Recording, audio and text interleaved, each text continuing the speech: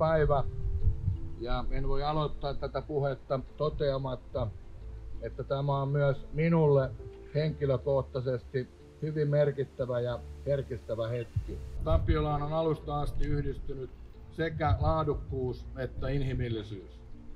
Sosiaalisesti laadukas elinympäristö on tarkoittanut sitä, että duunareiden ja pomojen lapset ovat aina voineet leikkiä tasavertaisina. Heikki von Hertzénin ihannekaupunkia suunniteltiin ja rakennettiin usean kansalaisjärjestön muodostaman asuntosäätiön voimin.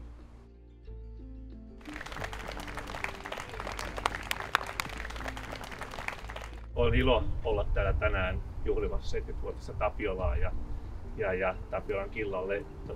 Kiitos siitä, että pyysitte meidät tänne puhumaan. Tapiolasta haluttiin paikka, jossa kaikilla olisi hyvä asua ja palvelut ja luonto oli lähellä.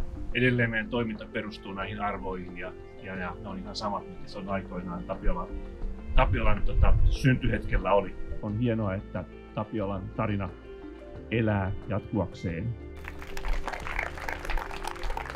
Laula niin saat lentää taivaan. Aarnivalkean koulun pihassa on kiva temppuilla, roikkua ja keilua. Kuplahalli.